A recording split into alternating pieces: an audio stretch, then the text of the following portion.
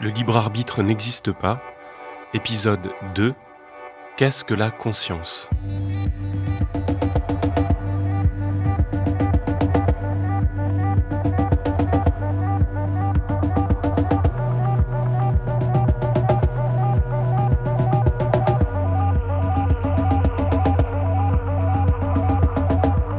Le libre arbitre n'existe pas. Et au moins pour la simple et bonne raison qui est que si je peux prendre conscience là du fait que je prends une décision, et en fait si on le dit d'une manière plus rigoureuse, si mon cerveau peut prendre conscience d'une décision, c'est de fait que cette décision a déjà été prise. La prise de conscience est une méta-perception. Je perçois consciemment là une perception que mon cerveau a perçue. Et si mon cerveau peut donc percevoir consciemment, si mon cerveau peut prendre conscience d'une chose, il faut nécessairement et par définition que cette chose préexiste à la prise de conscience que mon cerveau en a. Mais alors, d'où vient cette question fondamentale, qu'est-ce que la conscience ? Ce mot est utilisé à toutes les sauces, un peu comme on veut. Il a un potentiel aujourd'hui linguistique suffisamment large et flou pour pouvoir être utilisé dans plein de sens différents, plus ou moins ésotériques, plus ou moins rigoureux, plus ou moins scientifiques, plus ou moins fumeux. Et donc, dans cet épisode, on va voir ce que c'est que la conscience, puisque, de fait, il faut qu'on comprenne cette notion pour comprendre la raison pour laquelle le libre arbitre, évidemment, n'existe pas. Pour le moment, le terme conscience, il est utilisé parfois comme synonyme du mot âme, donc cette chose-là qui planerait au-dessus de notre tête et qui se séparerait de notre corps à notre mort. Également le mot esprit, qui sous-entend la pensée, qui sous-entend l'intelligence, avoir de l'esprit. On utilise le mot conscience parfois en lieu et place de ce terme-là. On utilise parfois le terme conscience dans un sens moral. J'ai ma conscience pour moi. On utilise le mot conscience pour les états de vigilance, pour les niveaux de vigilance, c'est-à-dire est-ce que la personne est consciente ? Oui, elle est consciente au sens elle n'est pas dans le coma, alors que évidemment, moi je pense aujourd'hui qu'il faut dans ce sens-là utiliser le terme de vigilance. C'est le terme neurologique consacré pour parler des niveaux d'éveil d'une personne. Et on pourrait conserver ce terme de conscience seulement et strictement pour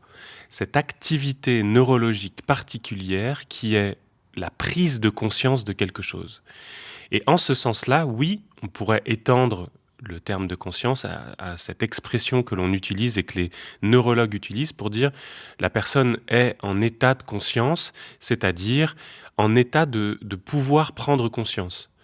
Son cerveau est dans un état qui permet la prise de conscience, c'est-à-dire il est éveillé, il est dans un état de vigilance qui permet la prise de conscience, et il est dans un état physiologique, biologique, architectural suffisamment bien conservé pour qu'il puisse y avoir une activité neurologique de conscience.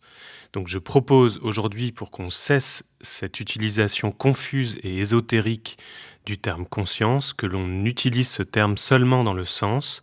de l'activité neurologique de conscience qui correspond à la prise de conscience, et c'est dans ce sens-là qu'on va utiliser ce terme aujourd'hui.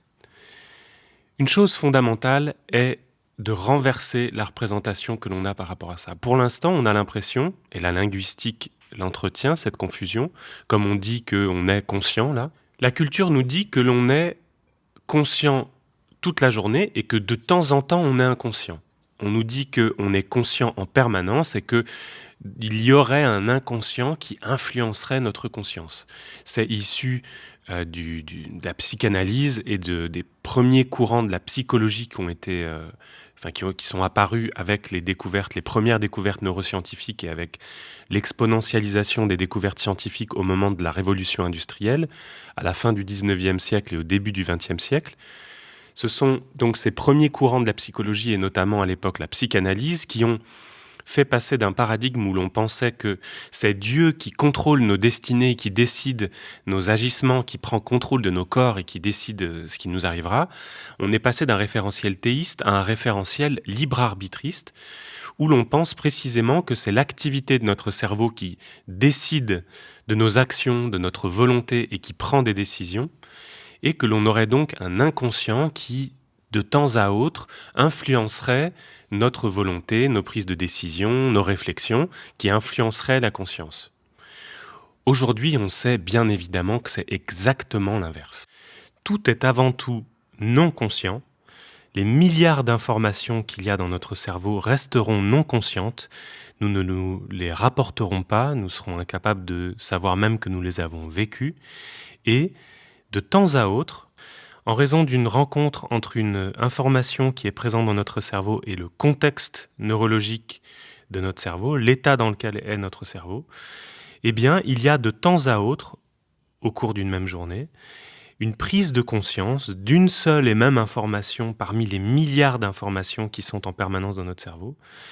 et qui correspond à cette expérience phénoménale que l'on fait, que là, je suis en train de penser ceci ou que je suis en train de penser cela. Quand j'utilise le terme phénoménal, c'est au sens du phénomène, au sens phénoménologique, pas au sens de truc de ouf. Donc nous ne prenons conscience, notre cerveau ne prend conscience de certaines choses que seulement de temps à autre au cours d'une même journée, et fort heureusement. Fort heureusement, car sinon nous serions des animaux totalement inadaptés à la survie, car totalement en permanence pris dans notre pensée de « Ah tiens, je pense au fait que je suis en train de penser à ce danger qui est en train de m'arriver. Ah tiens, je suis en train de réfléchir consciemment aux pensées que je sens que je suis en train d'avoir sur ce lion qui est en train de se préparer à me sauter dessus. Ah, qu'est-ce qu'il faudrait que je fasse ?» On serait mort depuis longtemps avant de pouvoir se reproduire et on n'aurait jamais transmis nos gènes jusqu'à aujourd'hui, qui est que, de fait, le fonctionnement cérébral de nos cerveaux d'Homo sapiens sapiens est fort heureusement un fonctionnement cérébral qui fait que nous ne prenons conscience, nous avons des activités neurologiques de conscience que seulement de temps à autre au cours d'une même journée. Face à un danger, et par exemple face à un danger de mort, heureusement, notre cerveau n'a absolument pas besoin de prendre conscience de quoi que ce soit et de réfléchir consciemment à quelque chose. Ça se fait en automatique, en sous-cortical. Toutes les informations sont traitées comme d'habitude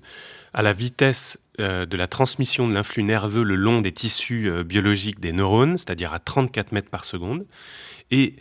fort heureusement, face à un danger, face à un lion qui va vous sauter dessus, votre cerveau a un fonctionnement automatique qui, en fonction de l'expérience qu'il a du réel, en fonction de les capacités qu'il se connaît d'avoir, de se cacher, d'attaquer ou de s'enfuir, il va commander à votre organisme de fight, donc d'attaquer, de flight, c'est-à-dire de vous enfuir, ou de freeze, c'est-à-dire de vous figer et éventuellement de faire semblant d'être mort, comme par exemple des animaux qui se mettent au sol et qui font semblant d'être morts. Mais quand je parle ici des capacités que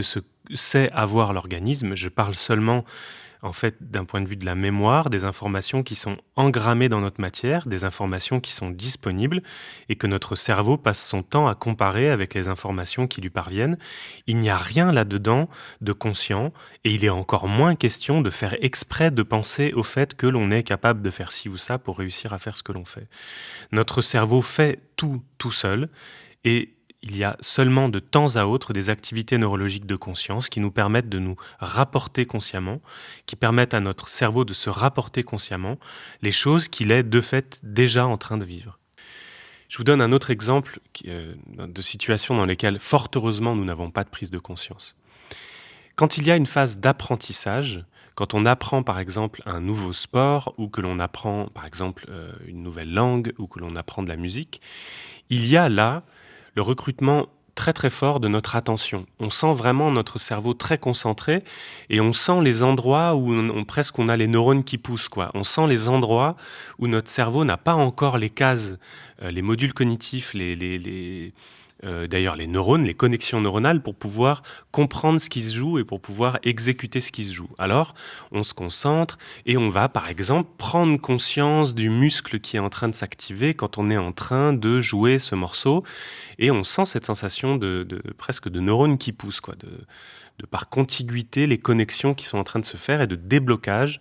de déblocage qui ouvre la possibilité même d'appréhender des nouvelles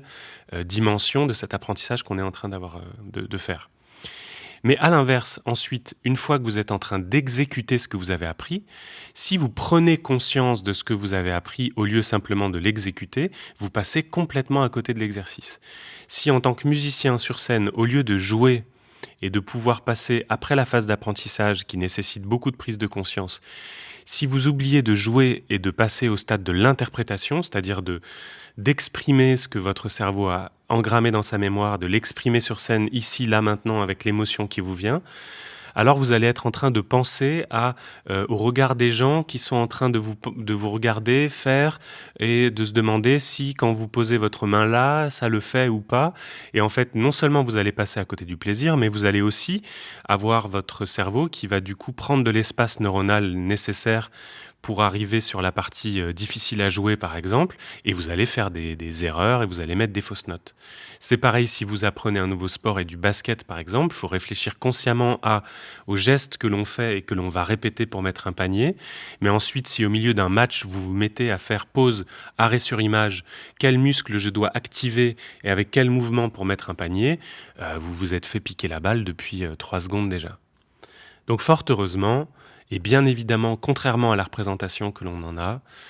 nous n'avons pas des prises de conscience en permanence. Au contraire, tout est absolument non conscient, avant tout non conscient, et de temps à autre, notre cerveau prend conscience d'une information. Qu'est-ce que la conscience ? Qu'est-ce que c'est que ce phénomène neurologique que l'on appelle la conscience ? Ce qui est incroyable, c'est qu'on est en 2022 et l'humanité ne sait toujours pas, à l'échelle de la culture générale, ne sait toujours pas ce que c'est que la conscience et continue d'utiliser ce terme-là de manière floue, alors que les études sur la conscience qui ont permis aujourd'hui d'avoir une représentation de ce fonctionnement et de ce que c'est que la conscience datent d'il y a 15 ans. Ça fait 15 ans que Stanislas Dehaene, qui est un chercheur en neurosciences, psychologue cognitiviste qui travaille à Orsay, qui est professeur au Collège de France, et que Lionel Nakache, qui est professeur de neurologie, médecin neurologue à la Pitié-Salpêtrière et qui dirige le Picnic Lab, qui est un laboratoire de neurosciences au sein de l'Institut du cerveau, ça fait 15 ans que ces chercheurs ont proposé une représentation du fonctionnement neurologique comme étant, ouvrez grand vos cerveaux, le partage d'une seule et même information à l'ensemble du cortex cérébral de manière synchrone, diffuse et prolongée dans le temps. Quand je dis prolongée dans le temps, c'est juste plusieurs millisecondes, quoi. Et en l'occurrence avec une vague de réentrée, c'est-à-dire que l'information est sélectionnée, elle est partagée à l'ensemble du cortex cérébral, et avec les boucles neuronales de réentrée qui repartent du cerveau vers le lobe frontal, il y a une deuxième vague de partage à l'ensemble du cortex cérébral. Et c'est ce qu'on voit très bien au niveau de l'électroencéphalogramme. Les études sur la conscience ont été faites avec des électroencéphalogrammes. On voit des ondes P3A et P3B, c'est-à-dire des ondes positives à 300 millisecondes après la présentation du stimulus, par exemple visuel. Il faut 300 millisecondes pour que l'information visuelle soit encodée par le cerveau, puis sélectionnée par les neurones au niveau du lobe frontal qui sont chargés de l'attention et qui sélectionnent une seule et même information parmi les milliards d'informations, puis pour que cette information soit partagée à l'ensemble du cortex cérébral de manière synchrone, diffuse et maintenue dans le temps. 300 millisecondes, et donc ce sont ces ondes P3A, puis après la boucle de réentrée, l'onde P3B qui correspondent à la prise de conscience. Donc, ce que l'on appelle la conscience, la prise de conscience, le moment où l'on peut se rendre compte que l'on prend conscience de quelque chose, le moment où l'on goûte consciemment quelque chose, c'est l'expression subjective et phénoménale de seulement et strictement cette activité neurologique de conscience-là. Ce que l'on appelle la conscience, c'est seulement ça. C'est un petit peu troublant, mais c'est seulement ça. Et voyez ce qui se passe quand on prend conscience. Quand je vais modifier l'activité là, neurologique de votre cerveau avec mes mots, et que je vais orienter l'attention de votre cerveau sur cette information qui va venir,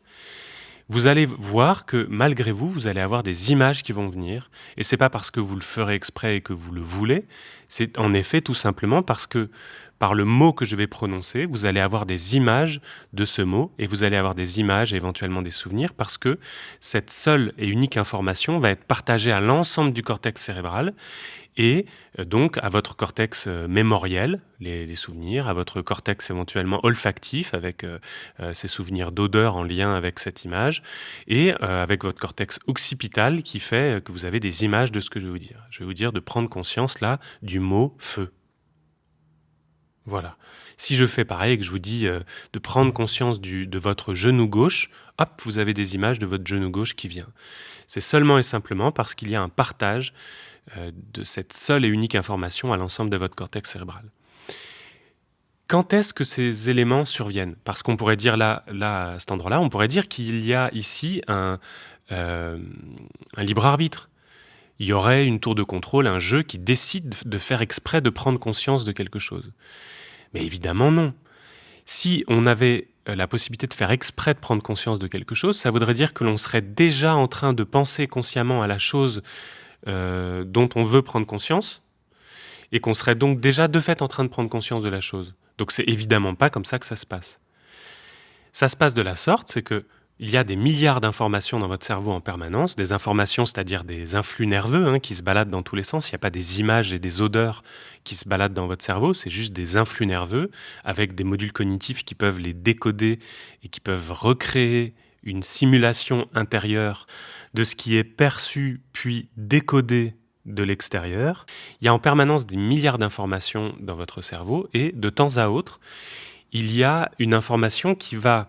avoir une qualité ou une quantité particulièrement inattendue. Une qualité, c'est-à-dire là, tout de suite, maintenant, je n'ai pas de raison d'avoir de douleur, de ressentir de douleur, et donc si je ressens une douleur, hop, ça fait que au niveau de mon lobe frontal, les neurones chargés de l'attention vont capter cette information et vont la partager donc avec l'ensemble du cortex cérébral. C'est ce qu'on appelle la prise de conscience, qui permet de se dire ah tiens là qu'est-ce qui se passe? Il faut que je fasse une pause, que je recrute tout mon cerveau pour pouvoir se demander là tout de suite ce qui se passe et traiter l'information de manière beaucoup plus puissante et en synchronisant tous les modules cognitifs du cerveau. En temps normal, chaque module cognitif fait son truc dans son coin. Le module cognitif qui traite le langage, celui qui traite la coordination motrice, celui qui traite les odeurs, etc. Et quand il y a une prise de conscience, il y a pendant quelques millisecondes l'ensemble du cortex cérébral qui se synchronise et qui fait une exponentialisation des capacités de calcul et d'analyse dévolue à une seule et même information. Donc, comme je disais, soit parce que cette information est inattendue d'un point de vue de sa qualité, odeur de brûlé, dans le contexte, c'est pas normal, mon attention se porte sur l'odeur de brûlé, puis ça dépasse un seuil, il y a une prise de conscience, tiens, qu'est-ce que c'est, où je vais, comment je réagis, soit en raison de sa quantité, c'est-à-dire par exemple, je mange un plat épicé, c'est normal que ça pique, mais d'un seul coup, j'ai une augmentation massive de la douleur dans la bouche, ah tiens, mon attention se porte dessus, fait un lien avec la sensation de craquement qu'il y a eu dans la bouche, et puis en fait qui correspond à, après une prise de conscience, à en fait ça doit être un piment, et donc est-ce que je bois de l'eau, ou non on m'avait dit qu'il fallait pas boire de l'eau, donc du lait, ou manger du pain, etc. Enfin, classiquement, la troisième situation dans laquelle il peut y avoir une prise de conscience qui survient, c'est si votre environnement oriente votre attention vers un stimulus pour en prendre conscience. Typiquement, par exemple, vous marchez dans la rue, il y a des milliards d'informations visuelles en permanence, mais d'un coup, il y a un flash lumineux avec une forme particulièrement attrayante qui stimule votre cerveau, votre attention se porte dessus, et si pour une raison ou pour une autre, par exemple, si le message qui est transmis est paradoxal, eh bien, il va y avoir un dépassement de seuil, un partage à l'ensemble du cortex cérébral, et c'est là où vous allez vous mettre à réfléchir à « Ah tiens, cette publicité-là, elle est intéressante, mais moi, je m'en fous, je me défends de la publicité, je m'en fous du message, il est bizarre, il est paradoxal, ha ha ha, est-ce qu'ils ont fait exprès ou pas? Mais non, mais moi, je m'en fous. » Typiquement, vous pouvez vous dire tout ce que vous voulez, c'est autant de temps gagné sur votre fonctionnement cérébral et c'est autant de probabilités augmentées que lorsque vous serez représenté à ce produit dans un magasin, à deux produits équivalents, il y a une augmentation de la chance que vous achetiez ce produit plutôt qu'un autre. La publicité, c'est une entreprise sociale chargée de modifier l'activité neurologique de votre cerveau pour modifier votre attention, pour augmenter la probabilité que vous achetiez un produit. C'est ce que le PDG de TF1 avait dit à l'époque en disant que la télé, mais on pourrait le dire comme la rue, sont des espaces qui offrent du temps de cerveau disponible pour les annonceurs. C'est la raison pour laquelle il y a tant de neuroscientifiques qui, après avoir galéré dans les facs publiques et dans la recherche publique, finissent par aller travailler dans le privé pour les grosses entreprises et aider les grosses entreprises à améliorer toujours plus leur manière de recruter notre attention, ce qui pose des problèmes éthiques certains, mais qui semble loin des préoccupations citoyennes. Donc vous voyez ici que pour qu'il puisse y avoir au sein de notre organisme la survenue d'une telle activité, d'une activité de conscience, il n'est question ici tranquillement et seulement non pas de libre arbitre, non pas de volonté, non pas d'un agent qui déciderait exprès d'eux, mais il n'est question ici que seulement d'architecture. Il y a des influx nerveux et qui, en raison de l'architecture de l'organe qui supporte ces influx nerveux, qui va être par exemple le cerveau, va faire que un influx nerveux parmi des milliards d'autres influx nerveux va pouvoir être sélectionné, puis que cet influx nerveux va pouvoir voir sa représentation augmenter dans un réseau spécialisé, pas spécialisé parce qu'il le veut, mais simplement parce que son architecture aboutit à un tel comportement de l'influx nerveux qui fait qu'ensuite, si ça dépasse un seuil, il va pouvoir y avoir une inondation maintenue dans le temps grâce à ces boucles de réentrée dont on a parlé, d'une seule et même information, parce que d'un seul et même influx nerveux qui a été sélectionné parmi les milliards d'autres. C'est tellement seulement une question d'architecture que, bien évidemment, et on le sait très bien aujourd'hui, l'être humain n'est pas du tout le seul capable de prendre conscience. Les animaux, les grands mammifères par exemple, les bouquins de Frans de Waal sont particulièrement intéressants là-dessus, les grands mammifères ont des ordinateurs organiques dans la tête, des cerveaux, qui sont aussi tout à fait capables de prendre conscience de eux-mêmes, par exemple, dans un miroir, par exemple. Donc la prise de conscience, de même que l'intelligence, la capacité d'apprendre, la capacité de se rappeler, la capacité de se partager des informations, la capacité de communiquer, la mémoire, les émotions et même l'humour ne sont donc en rien des spécificités de l'humain, c'est en lien avec des architectures de cet organe qui est dans nos têtes qui s'appelle notre cerveau, et les grands mammifères ont exactement les mêmes fonctions cérébrales que nous là-dessus. Et comme c'est une question d'architecture, en fait, il faut qu'il y ait un réseau de connexions à longue distance qui permette cette coordination, cette symphonie neuronale dont on parlait. Et c'est ce qu'ont appelé Stanislas Dehaene et Lionel Nakache, c'est ce qu'ils ont appelé l'espace neuronal de travail global. En anglais, le Global Neuronal Workspace. Et donc tout ça est tellement seulement, tranquillement, une question non pas de dignité, de morale, d'humanité, mais seulement une question d'architecture, que c'est comme l'intelligence artificielle ou les réseaux neuronaux, qui sont des algorithmes d'ordinateur, on sera un jour probablement tout à fait capable de créer un robot avec non pas des connectiques biologiques avec des neurones, quoique peut-être un jour, mais avec des connectiques pour l'instant mécaniques qui transmettent non pas des influx nerveux mais des bits. Ça passe ou ça passe pas, le courant électrique passe ou ne passe pas. On sera probablement un jour capable de créer des structures, donc à nouveau mécaniques ou organiques, capables de conscience. J'aimerais terminer cet épisode en vous donnant 2 exemples qui permettent de comprendre le fonctionnement de la conscience de manière plus imagée. Le premier exemple, c'est un théâtre. Un théâtre est un lieu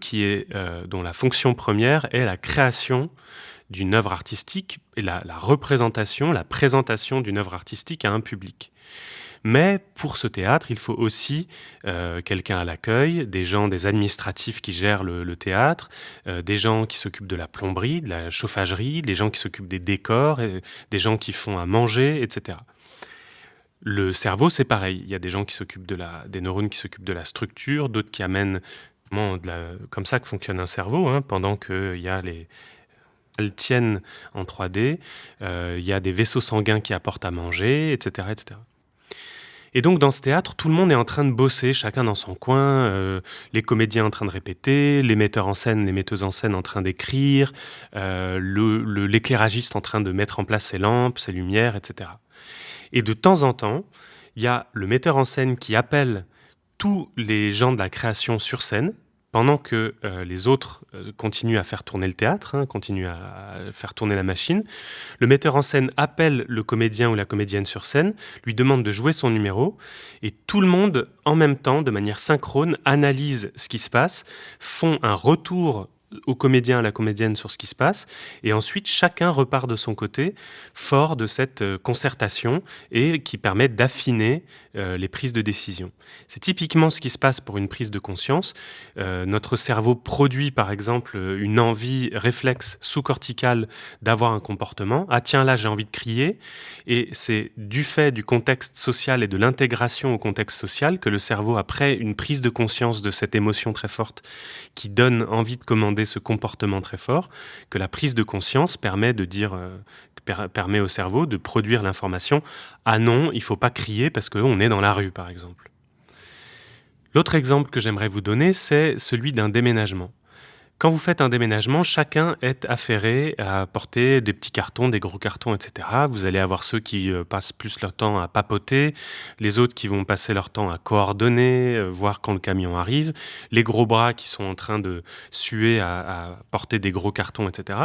Et par exemple, s'il y a un gros objet, un piano par exemple, qui va avoir du mal à passer la porte, alors il y a par exemple le propriétaire, le locataire qui va appeler tout le monde et qui va dire stop, tout le monde se synchronise et on va tous s'y mettre pour porter le piano.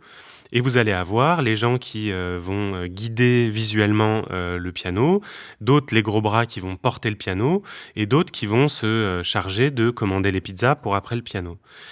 C'est pareil pendant l'activité neurologique de conscience, chacun fait son truc dans son coin et chacun avec sa spécificité, d'un coup, se coordonne pour traiter une information. Ça permet de modifier l'information qui est en cours et chacun repart dans son coin, continue à travailler, fort de cette concertation et de cette modification de l'information. Donc vous voyez ici qu'il n'y a pas de libre arbitre, il n'y a pas de liberté de décider. L'utilité de la prise de conscience, c'est évidemment de pouvoir non pas avoir seulement un cerveau qui fonctionne en automatique, je veux, je prends, je veux toucher, je touche, je suis pas content, je gueule, je veux un rapport sexuel, je le prends, mais d'avoir un cerveau qui est capable d'augmenter de manière exponentielle la capacité de traitement pour affiner son comportement. Mais si on pouvait faire exprès de prendre conscience d'une chose plutôt que d'une autre, ça voudrait dire qu'on aurait déjà pris conscience de ce dont on voudrait prendre conscience, c'est absurde. Mais en plus, si l'on voulait faire exprès de modifier d'une certaine manière l'information dont on va prendre conscience, ça voudrait dire que l'on est déjà en train de prendre conscience de la manière avec laquelle on veut que la prise de conscience modifie l'information. Ça n'a aucun sens. Donc en fait, contrairement à la représentation que l'on a, il n'y a pas de je qui décide exprès de faire des choses, il n'y a seulement que des processus neurologiques qui nous arrivent, en raison de la manière avec laquelle notre organisme est constitué, en raison de la manière avec laquelle la matière qui compose notre organisme interagit avec la matière environnementale qui nous modifie en permanence. Et contrairement à notre représentation, je n'est pas ce qui crée, la conscience n'est pas ce qui crée de l'information, la conscience n'est seulement et strictement qu'une activité neurologique qui permet de se rapporter des choses qui sont déjà en train de nous arriver, je étant une de ces informations, et c'est ce qu'on va voir tout de suite dans l'épisode numéro 3, de quoi je est-il le nom ?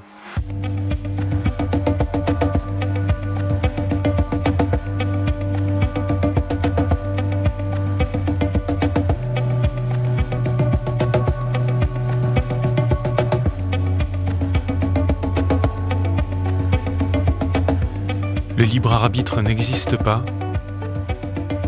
et c'est sans doute la meilleure chose qui pouvait nous arriver. N'hésitez pas à me faire part de vos réflexions, de vos questions, de vos remarques.